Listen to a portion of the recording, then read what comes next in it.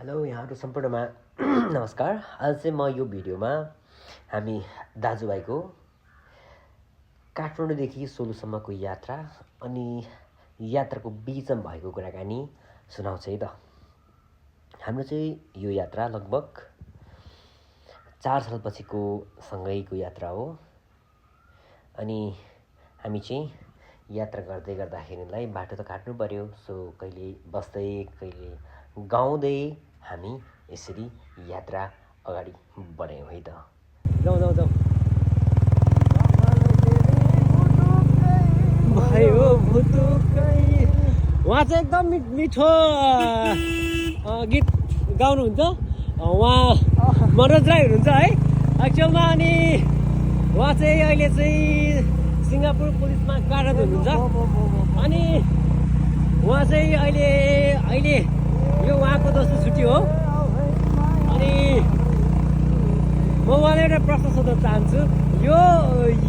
यो मोमेन्टमा यो क्षणलाई तपाईँले सम्झिँदा अनि आफ्नै प्यारीलाई सम्झिँदा तपाईँ कुन गीत गाउन चाहनुहुन्छ? एउटा जाओस् त आफ्नो प्यारीको लागि।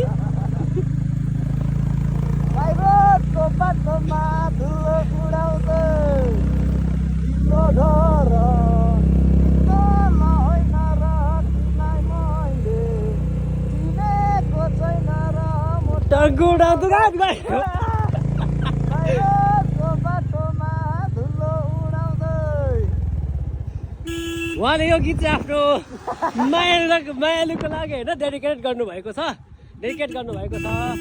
अनि भर्खर मात्रै होइन एकदम सिङ्गापुरबाट आउनुभएको एकदम ताजा हुनुहुन्छ उहाँ। भर्खर मात्रै होइन केही 2 हप्ता पनि भएको छैन। अनि सायद उहाँको मालिकसँग भेट भयो कि भएन त्यो त हामी कुरा गर्दै जाँदाखेरिलाई थाहा पाउनेछौँ है। मेबी भेट भयो होला लाग्छ मलाई जहाँसम्म, तर नहुन पनि सक्छ। मेरो गेस गलत पनि हुनसक्छ। त्यही पनि भेट नभए पनि उहाँको बसाइ लामो छ। मेबी भेट्नुहुन्छ भन्ने मलाई लागेको छ है। सो हामी उहाँबाटै बुझ्छौँ नि त। अनि हाम्रो त बुहारी पऱ्यो होइन, मेरो त बुहारी पऱ्यो होइन। अब अरूको भाउजू पऱ्यो, कसैको पऱ्यो होइन, मेरो चाहिँ बुहारी पऱ्यो। अनि मनोज सर, अनि हाम्रो बुहारीलाई चाहिँ बुहारीसँग भेट भएको छैन। भेट्ने प्लान कहिले छ, के छ? हाम्रो भेट जहिले हुन्छ अनलाइनमा। ओके। त्यतिकै भेटौँला मायालाई इन्टरनेटैमा भनेको होइन। यो सबै यथार्थपरक गीत छ। सत्यकला दिदीले चाहिँ भेटौँला मायालाई मायालु इन्टरनेटै भन्ने गीत सायद उहाँहरू जस्तोकै लागि गाइदिएको हुनुपर्छ। एक लाइन यो पनि जाओस् न सर तपाईँकोबाट। कुरा च्याटैमा भेटौँला मायालु इन्टरनेटैमा, भेटौँला मायालु इन्टरनेटैमा। ठिक छ, ज्यान टाढा भए पनि मन सधैँ सँगै होस् यसै गरी होइन। सबैभन्दा ठुलो कुरा नजिक त मन हुनुपर्छ। तपाईँहरू फिजिकली रूपमा टाढा भए पनि इमोसनल्ली मेन्टल्ली एक नजिक हुनुहुन्छ, सबैभन्दा ठुलो कुरा हो। सधैँभरि नजिक रहिरहनु होला। अनि अब भेट्दै गरेको तपाईँको मायालुको लागि तपाईँको विशेष सन्देश के छ? मायालु पर्खिराख, आउने छु म छिट्टै तिमीलाई भेट्नु। ओके। यो सन्देश म उहाँको मायालुको सम्म पुगोस् भनेर म एकदम विस पनि गर्छु। अनि म सकभर पुर्याउने पनि कोसिस गर्नेछु उहाँको मायालुको लागि, हाम्रो बुहारीको लागि। अनि आजको यात्रा हामी काठमाडौँबाट लगभग बिहानको 5:30 बजी सुरु गरेका थियौँ। अनि यस्तै बाटो कटाउनेका जिन्दगीका पिता मिठा क्षणको गफ गर्दै हामी यहाँ आइपुगेको छौँ। अनि यहाँ आइपुग्दा हजुरलाई कस्तो लागिरहेको छ? साह्रै मजा लागिरहेको हो। ओके, यो पल अविस्मरणीय अनि एकदम मजाको रहोस् भन्ने मेरो पनि चाहना हो। एन्ड देन अब लगभग घरमा पनि तपाईँ त 4-5 सालपछि बाबा मम्मीलाई भेट्दै हुनुहुन्छ। कति एक्साइटेड हुनुहुन्छ?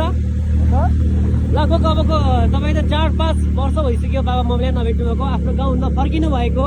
तपाईँ के कति एक्साइटेड हुनुहुन्छ तपाईँ? एक्साइटेड भएर यहाँ बाइक हाकेको आएको छु। ओके, म यो तपाईँको राइटमा देखिरहेको छु। सो एक्साइटेड, छिट्टै एकदम एनर्जेटिक पर्सन पनि अलरेडी पहिल्यै हुनुहुन्थ्यो, अनि प्लस यो राइडले पनि देखिन्छ होइन, एकदम एक्साइटेड हुनुहुन्छ। कति बेला चाहिँ घर गएर आफ्नो जन्मभूमि अनि माता पितालाई भेटेँ भनेर सो एक्साइटेड हुनुहुन्छ हाम्रो मनोज सर। एक्चुअलमा मेरो चाहिँ भाइ हो खासमा है।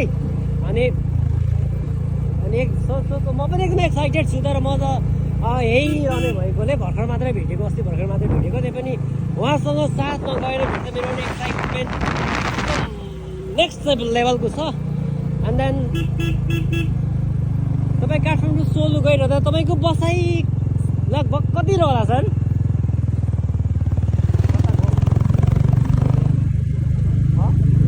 तपाईँको सोलु बसाइ कति दिनको हुनेछ? सोलु बसाइ मेरो थोरै बसे पनि एकदम धेरै सम्झनाहरू बटुलेर आउने।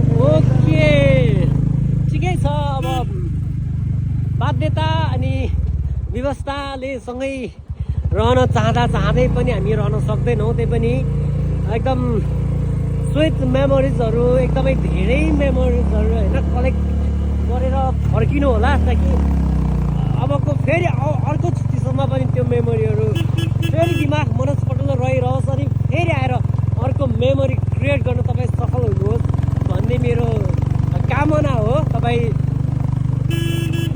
तपाईँको लागि। ओके, अब हामी चाहिँ अब केही समय पश्चात अब हामी घुर्मी पुग्न लागिरहेको छौँ। हाम्रो त्यहाँ चाहिँ घुर्मी चाहिँ हाम्रो लन्च ब्रेक पनि सायद घुर्मीमै हो भन्ने हामीले चाहिँ प्लान बनाएको थियौँ। लेट्स सी, हामी सायद घुर्मी नै पुग्छौँ होला हाम्रो लन्च ब्रेकको लागि। एन्ड देन घुर्मी, त्यसपछि हामी फेरि